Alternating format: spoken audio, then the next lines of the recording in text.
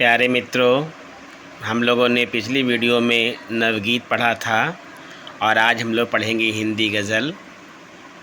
हिंदी गज़ल बहुत ही कम सिलेबस में देखने को मिलता है और बहुत कम ही इसकी थ्योरी मिलती है। बहुत ही मुश्किल से मैंने यहाँ एक बहुत ही विशिष्ट जन का जो है एक समझिए तो शोध मैंने यहाँ पर लिया है, जो शोध मैं आपके सामने प्रकट कर रहा हूँ, जो हिंदी गज़ल के ऊपर है। तो आइए समझने का प्रयास करते हैं। तो हिंदी गज़ल के विकास परंपरा का परिचय ये तो हम लोग जानेंगे, लेकिन उसके पहले हम लोग जानेंगे कि हिंदी का विकास, हिंदी गज़ल का जो प्रारंभ है वो कैसे हुआ। तो आइए सबसे पहले हम लोग गज़ल का अर्थ जानते हैं। तो गज़ल का अर्थ यह सर्वविदित है कि गज़ल अरबी से फ़ारसी, फ़ारसी से उर्दू और उर्दू से अन्य भारतीय भाषाओं के साथ साथ हिंदी में भी आई। कहा जाता है कि गज़ल अरबी भाषा का शब्द है जिसका अर्थ है प्रेमिका से वार्तालाप। यह भी प्रचलित है कि गज़ल मूलतः अरबी भाषा का शब्द है जिसका कोशीय अर्थ होता है काटना या बुनना। यह भी कहा गया है कि गज़ल फ़ारसी भाषा का शब्द है जिसका अर्थ है मृगनयनी। यह भी माना जाता है कि गज़ल शब्द की उत्पत्ति मुगा झेलत या तेग झसू शब्द से हुई, जिसका शाब्दिक अर्थ है अविवाहित युवा स्त्री के संग संवनन करना या प्रेमालाप करना। यह बात भी मशहूर है कि वजनान गुफ्तगू करदन अर्थात औरतों से बातचीत। अंग्रेज़ी में यह भी कहा गया है the conversation with women. Nishant ओडस के अनुसार the world ghazal comes from मुगलत टू मेक लव, जिसका सार यह है कि गज़ल शब्द का अर्थ है औरत से प्यार भरी बातचीत। एक किंवदंती के अनुसार यह भी प्रसिद्ध है कि अरब देश में गज़ल का नाम एक व्यक्ति था। गज़ल नाम का एक व्यक्ति था जो युद्ध में थके मांदे लोगों को मनोरंजन के लिए रात भर हुस्न और इश्क से सराबोर कविताएं सुनाया करता था। कालांतर में उसी व्यक्ति के नाम पर उसकी काव्य शैली गज़ल के नाम से प्रसिद्ध हुई। अतः निष्कर्ष रूप में हम कह सकते हैं कि जिस कविता में औरतों से प्यार भरी बातें हों या हुस्नो इश्क की बातें हों उसे गज़ल कहते हैं। उसमें दर्द जुदाई, साकी पैमाना, गुलो बुलबुल, सागरो मीना आदि ज़िक्र समय समय पर परिस्थिति अनुसार होता है। तो ये हम लोगों ने गज़ल का अर्थ जाना। अब हम लोग जानेंगे गज़ल की परिभाषाएं। ऐसे तो अनेकों लेखक हैं जिन्होंने गज़ल की अलग अलग परिभाषाएं दी हैं, परंतु हम लोग उन्हीं परिभाषाओं को देखेंगे जो हमारे लिए महत्वपूर्ण हो। तो हिंदी शब्दकोश में गज़ल की परिभाषा देते हुए स्पष्ट किया गया है कि गज़ल प्रेमिका से वार्तालाप उर्दू कविता का एक प्रकार है। प्रेमिका से वार्तालाप और उर्दू कविता का एक प्रकार है। ये पहली परिभाषा है हिंदी शब्दकोश के अनुसार। अब हम लोग जानेंगे महमद मुस्तफ़ा खां मदाह द्वारा संपादित उर्दू हिंदी शब्दकोश में गज़ल की क्या परिभाषा दी गई है। तो गज़ल स्त्री या प्रेमिका से वार्तालाप पहला। दूसरा, उर्दू फ़ारसी कविता का एक प्रकार का विशेष। तीसरा, जिसमें प्रायः 5 से 11 शेर होते हैं और पहला शेर मतला कहलाता है, जिसके दोनों मिसरे अर्थात दोनों पंक्तियां सानुप्रास होते हैं, और अंतिम शेर मक्ता कहलाता है जिसमें शायर का उपनाम तखल्लुस आता है। गज़ल के संग्रह को दीवान एवं संपूर्ण प्रकार के पद्य संग्रह को बेयाज कहते हैं। रामदेव वर्मा की परिभाषा क्या है। रामदेव वर्मा द्वारा संपादित देवनागरी उर्दू हिंदी कोश में गज़ल शब्द की परिभाषा दी गई है। गज़ल फ़ारसी और उर्दू में एक प्रकार की कविता है जिसमें एक वजन और काफ़िए के अनेक शेर होते हैं और प्रत्येक शेर का विषय प्रायः एक दूसरे से स्वतंत्र होता है। वहीं डॉक्टर कुंवर बेचैन लिखते हैं कि सामान्यतः विभिन्न काफ़ियों से सुसज्जित एक ही वज़न तथा एक ही बहर में लिखे गए अलग अलग शेरों के उस समूह को गज़ल कहते हैं जो जीवनानुभवों को प्रतीकात्मक शैली में स्वयं समाये रखती है। चंद्रशेर विराट क्या कहते हैं कि मेरी नज़र में गज़ल एक छंदोबद्ध काव्य रचना है जिसमें कवि को हर शेर में विभिन्न कथ्य प्रतिपादित करने की छूट है, तथापि संपूर्ण काव्य रचना में एक विशिष्ट छंद विधान का अनुशासन पालित है एवं एक सांस्कृतिक भावमयी संप्रेषण युक्त रससिक्त भाव व्यंजना अनुस्यूत है।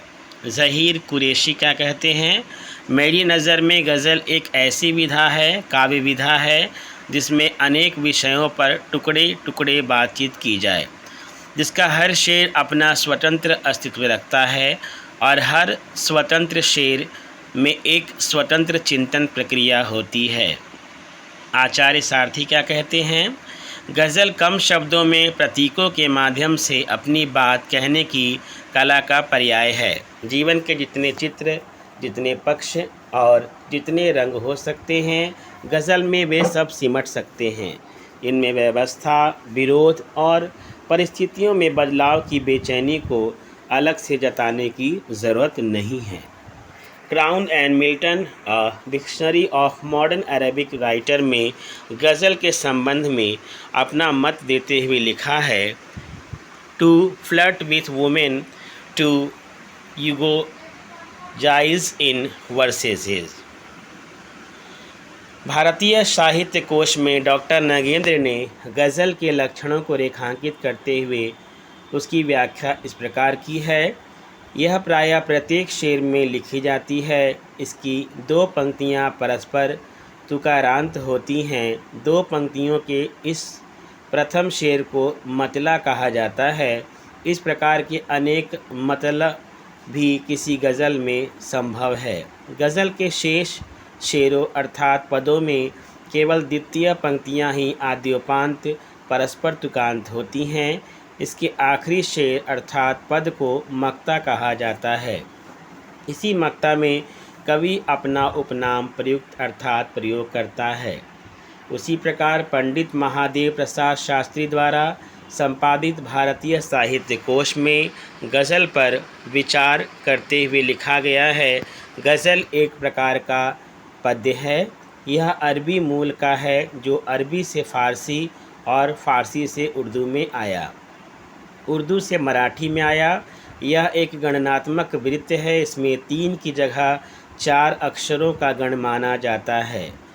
इसके भी अनेक प्रकार हैं जो मात्राओं और लय के आधार पर एक दूसरे से भिन्न हैं। 4, 5, 6, 7 और 8 आवृत्तों वाले वृत्त भी होते हैं। उसी के अनुसार गज़लों को दीपचंदी, तेवरा, दादरा, झंप ताल और केरवा जैसे तालों में गाया जाता है। गवैये मात्राओं को जोड़कर कव्वालियों में भी गा लेते हैं। कव्वाली केरवा ताल की ही एक विशेष शैली है। तो हमने गज़ल की परिभाषा जानी। अब हम लोग जानेंगे कि गज़ल की संरचना का क्या स्वरूप होता है।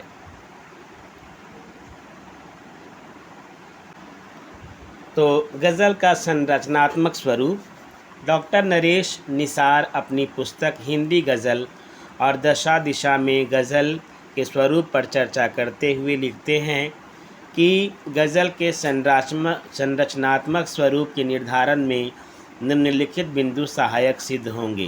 पहला, गज़ल विभिन्न शेरों की एक निश्चित योजना होती है। गज़ल का प्रत्येक शेर कथा वस्तु की दृष्टि से स्वतंत्र इकाई होता है।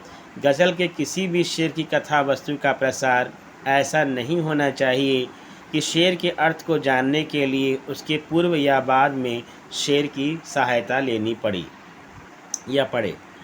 गज़ल के शेरों को काफ़िया और रदीफ़ के नियमानुसार रचा जाना आवश्यक है।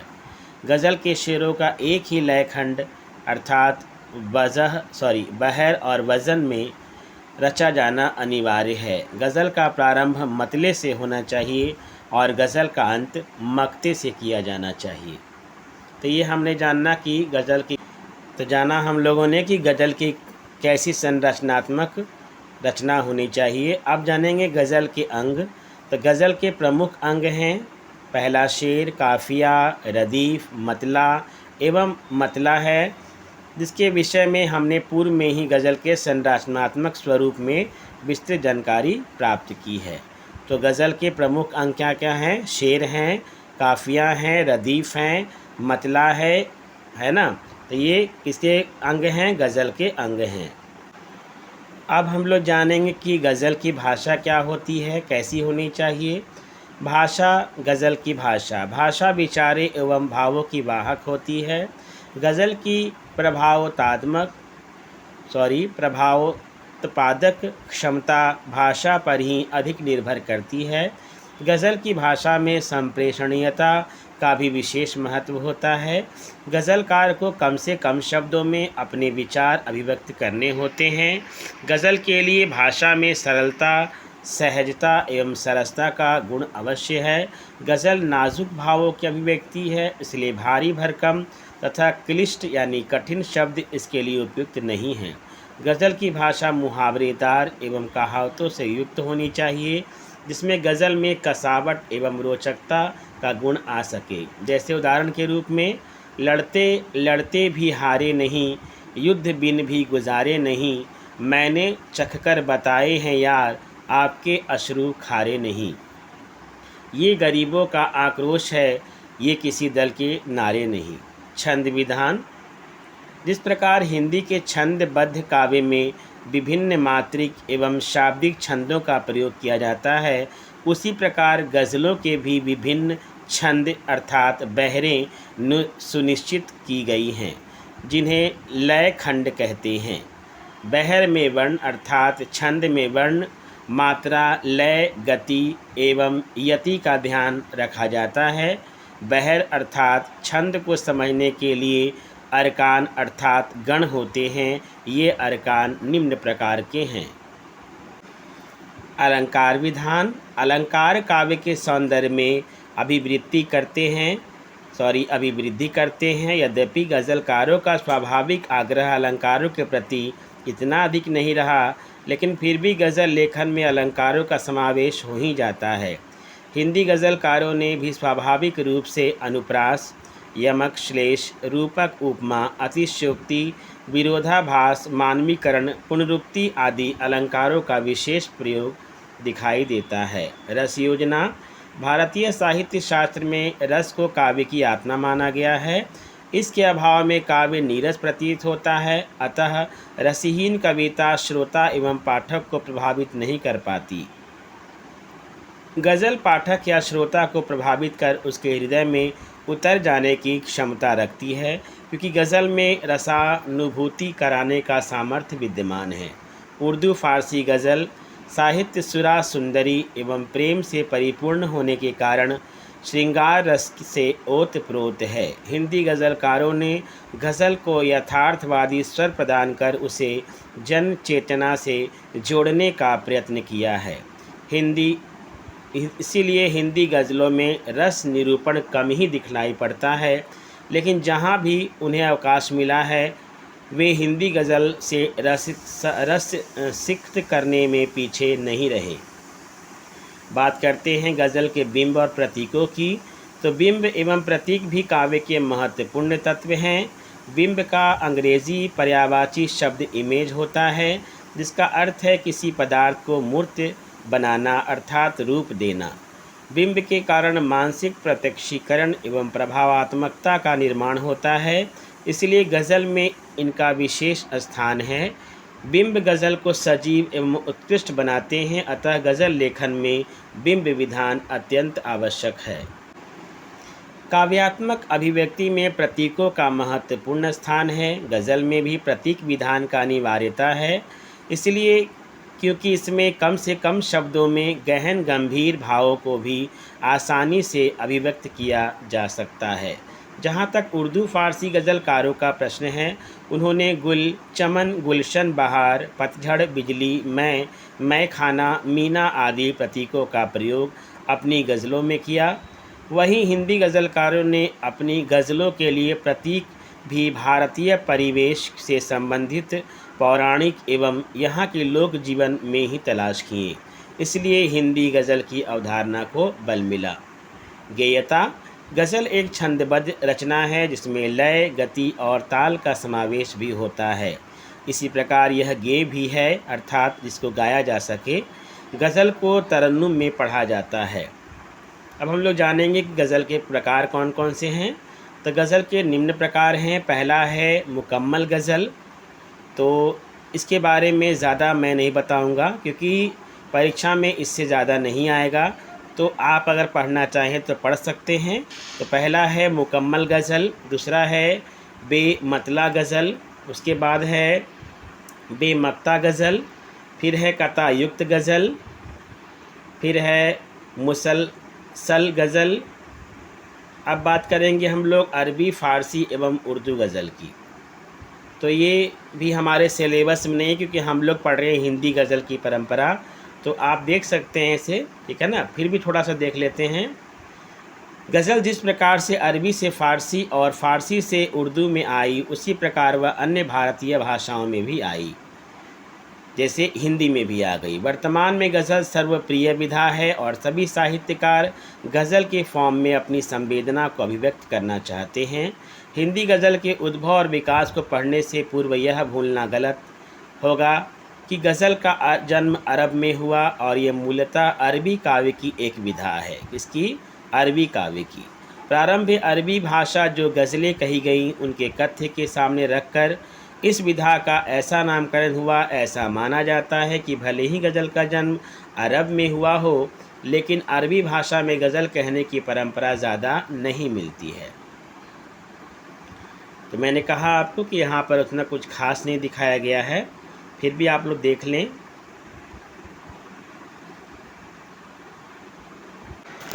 अब हम लोग जानेंगे हिंदी गज़ल का उद्भव और विकास, कि हिंदी में गज़ल कैसे आई।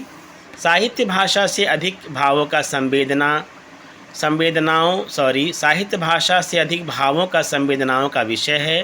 भाषा चाहे जो भी हो, जैसी भी हो, साहित्य सीमाओं के बंधन तोड़ पूरे विश्व की धरोहर बन जाता है। किसी भी भाषा की श्रेष्ठ रचनाएं भाषाई काराओं को लांघकर राष्ट्र की सीमाओं का उल्लंघन करके भी पढ़ी जाती हैं। भाषाई दुरूहता उसे ज़रूर आम आदमी के नज़दीक आने में गतिरोध उत्पन्न हो, लेकिन अनुवाद, भाषानुवाद, लिप्पा अनुवाद के माध्यम से सही पर कालजयी साहित्य सभी सीमाओं से परे होकर पढ़ा जाता है और पढ़ा जाता रहेगा, यह सत्य है।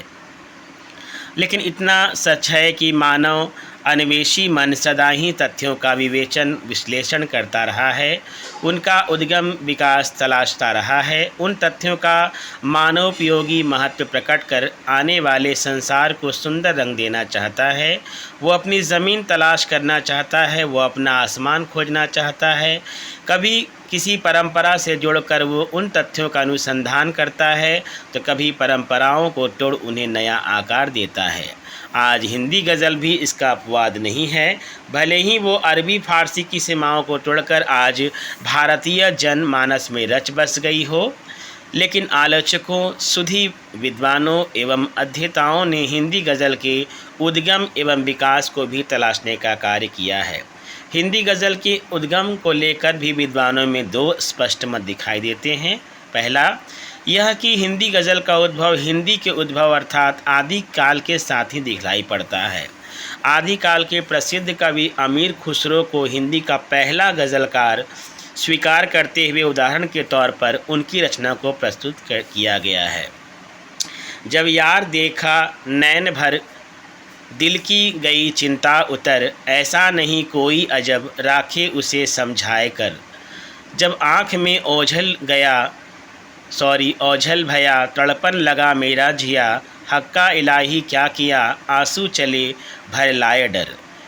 तू तो हमारा यार है, तुझ पर हमारा प्यार है, तुझ दोस्ती बिसियार है, एक शब मिलो तुम आए कर। खुसरो कहे बातें गज़ल दिल में न लाए कुछ अजब, कुदरत खुदा की है अजब जब जिए दिल दिया गुल लाए कर।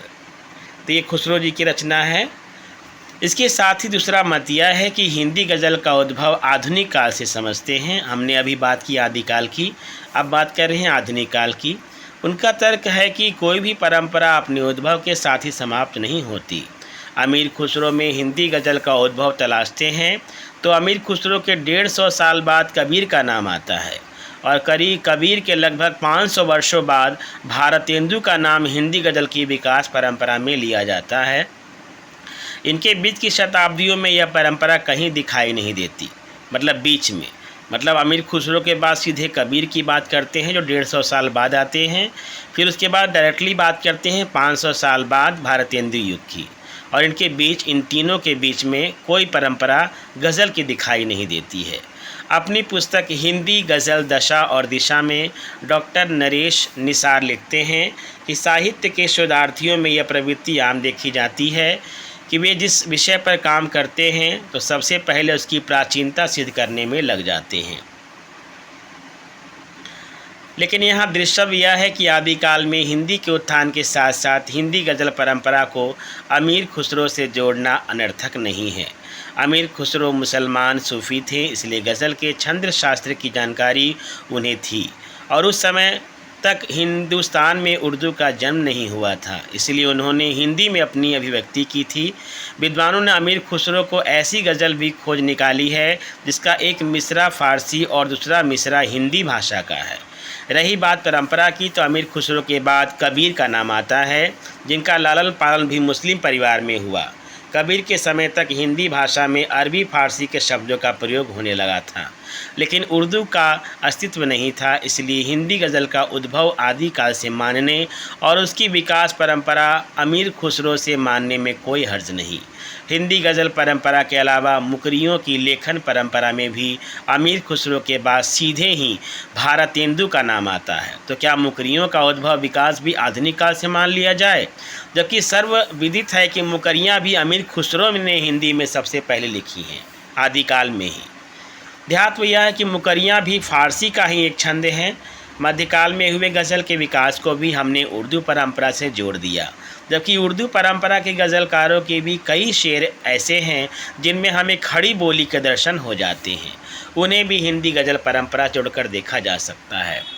बहरहाल ऐसा क्यों नहीं हुआ, यह शोध का विषय है। जहाँ तक भाषा का प्रश्न है, हिंदी उर्दू के बीच विभाजक रेखा खींचना नामुमकिन नहीं है, नहीं तो मुश्किल ज़रूर है। इसलिए हिंदी गज़ल के विकास परंपरा को अमीर खुसरो से मानना समीचीन होगा। अपनी पुस्तक शामियाने कांच के में इस बात को स्पष्ट करते हुए डॉक्टर कुंवर बेचैन लिखते हैं, हिंदी गज़ल की विकास यात्रा अमीर खुसरो से आरंभ करना अधिक उपयोगी होगा, क्योंकि उसी युग में हिंदी के अपने प्रारंभिक रूप में गज़लें लिखी गईं।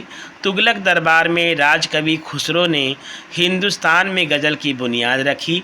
13वीं शताब्दी के प्रारंभ में सूफ़ी संत ख्वाजा मुइनुद्दीन भी फ़ारसी और हिंदी में गज़ल लिखना शुरू कर चुके थे। हिंदी के साथ साथ गज़ल अन्य भारतीय भाषाओं में भी आई। पंजाबी, मराठी, गुजराती, बांग्ला, डोगरी, सिंधी आदि भाषाओं में भी गज़लें लिखी गई, पर हिंदी में इसकी समृद्ध एवं विकसित परंपरा दिखलाई देती है। डॉक्टर सुमेर सिंह शैलेश ने हिंदी में विकसित होती गज़ल परंपरा के विषय में ठीक ही लिखा है कि हिंदी के रचनाकारों ने इस विदेशी काव्य पौधे को अपनी धरती पर रोपा तथा भारत के पानी से सींचकर अधिक पानीदार और असरदार बनाने में साझेदारी की। हिंदी गज़ल की विकास परंपरा में उल्लेखित करते हुए आरोह गज़ल अंक के पृष्ठ 28 पर श्री लाल शाहीन लिखते हैं कि हिंदी में अमीर खुसरो, कबीर, बहादुर शाह ज़फ़र, भारतेंदु हरिश्चंद्र, बद्री नारायण उपाध्याय, चौधरी प्रेमघन, प्रताप नारायण मिश्र, गया प्रसाद शुक्ल स्नेही, मैथिली शरण गुप्त, सूर्यकांत त्रिपाठी निराला आदि प्राचीन कवियों ने भी गज़ल विधा में अपने अपने तरीके से आजमाइश की।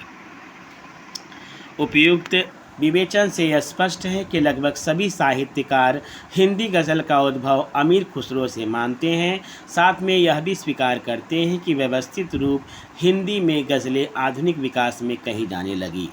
कोई छायावादी कवि सूर्यकांत त्रिपाठी निराला के बेला काव्य संग्रह से, तो कोई सुधी समीक्षक जयशंकर प्रसाद के हिंदी गज़ल लेखन की परंपरा को स्वीकार करते हैं।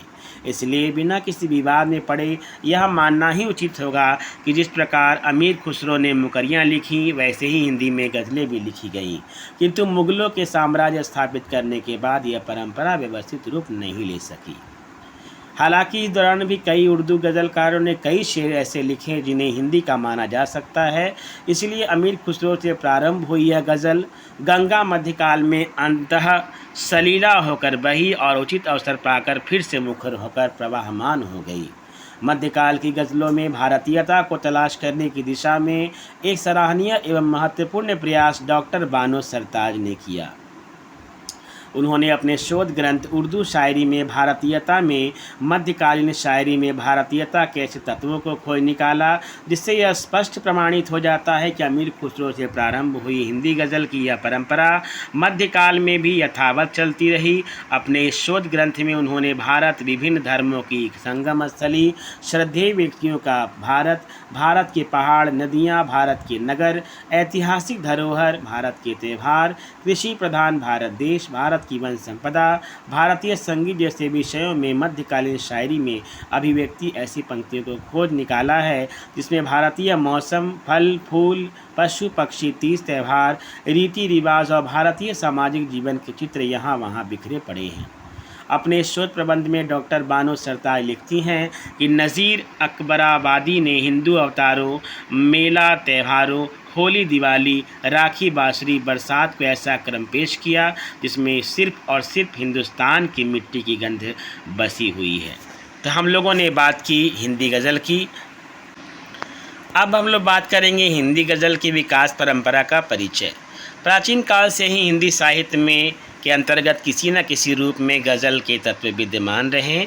अमीर खुसरो से लेकर कबीर, प्यारेलाल शौकी और गिरधर राय से होती हुई यह परंपरा आधुनिक काल में भारतेंदु हरिश्चंद्र और उनके समकालीन कवियों तक पहुंची, जहां से हिंदी गज़ल की एक सुव्यवस्थित परंपरा प्रारंभ होती है।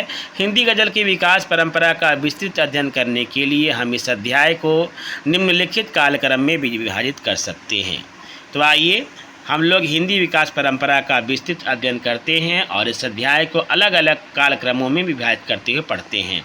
तो हिंदी गज़ल परंपरा का परिचय सबसे पहले हम लोग पढ़ेंगे प्राचीन कालीन हिंदी गज़लकार। तो इसमें कौन कौन आते हैं? पहले हैं अमीर खुसरो, दूसरे हैं कबीर, तीसरे हैं गिरधर राय और चौथे हैं प्यारेलाल शौकी।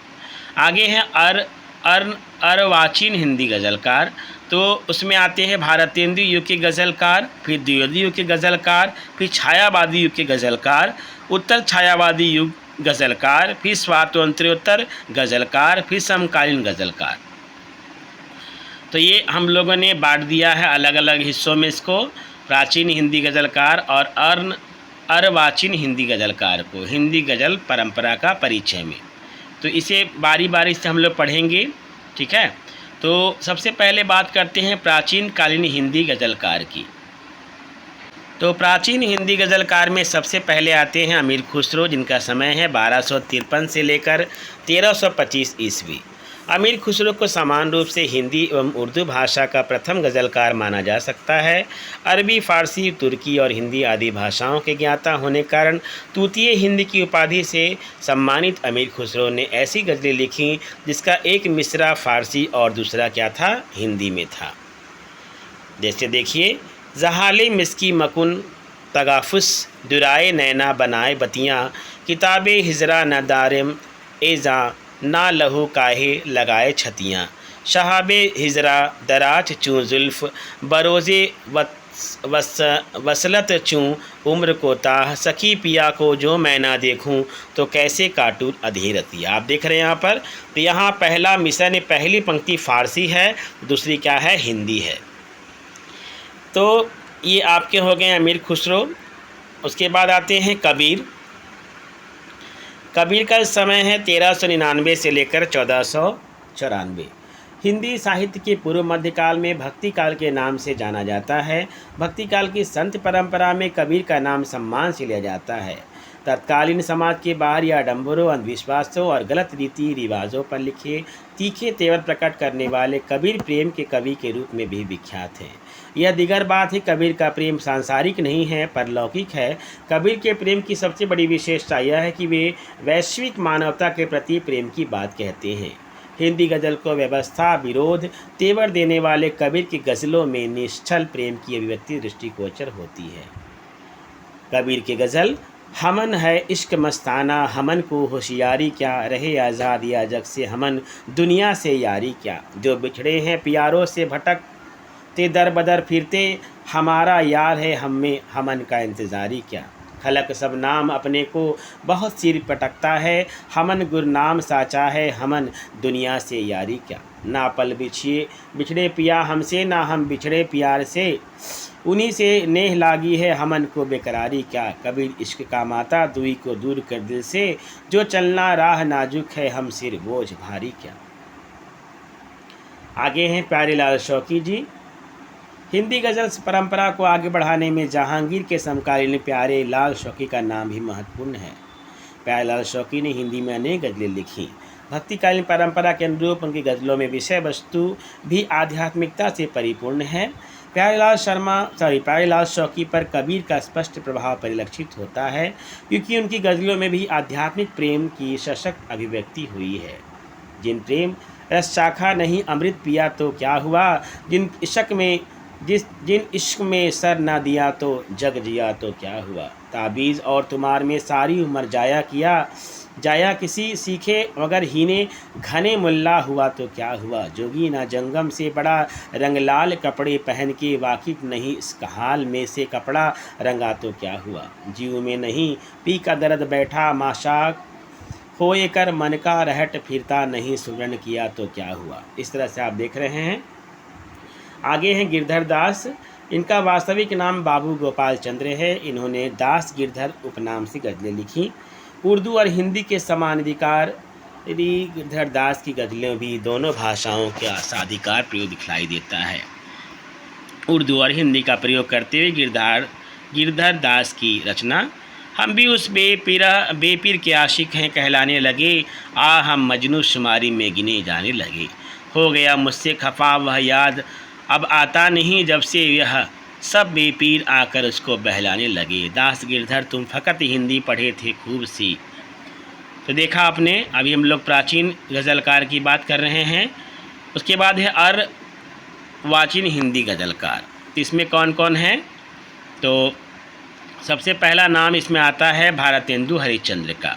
भारतेंदु युगीन गज़लकार में तो आप ये खुद भी पढ़ सकते हैं, देख लीजिए आप। रसा के नाम से गज़लें लिखते थे भारतेंदु हरिश्चंद्र।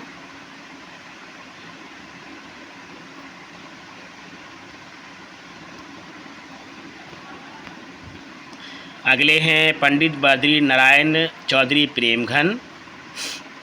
अब्र के नाम से गज़लें लिखते थे ये। फिर है प्रताप नारायण मिश्र।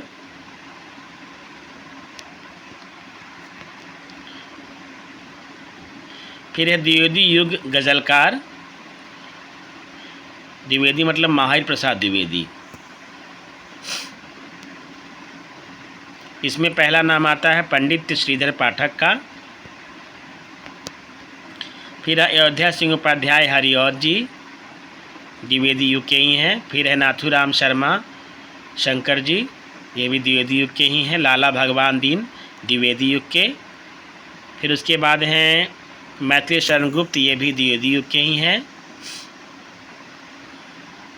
फिर गया प्रसाद स्नेही, ये भी द्विवेदी युग के ही हैं। पंडित जगदम्बा प्रसाद हितैषी, ये भी द्विवेदी युग के ही गज़लकार हैं। राम प्रसाद बिस्मिल, ये भी द्विवेदी युग के ही हैं। आप वीडियो को स्लो करके देख सकते हैं, क्योंकि सब पढ़ पाना थोड़ा संभव नहीं हो पाता है। छायावादी युगीन गज़लकार कौन कौन है देख लीजिए। इसमें पहला नाम आएगा आपका जयशंकर प्रसाद का। छायावादी युग के प्रमुख लेखक जयशंकर प्रसाद।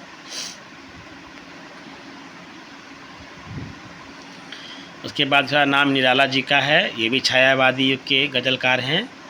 उसके बाद हैं आपका नाम है प्रगतिवादी विचारधारा, ठीक है ना। ये तो निराला जी का ही है।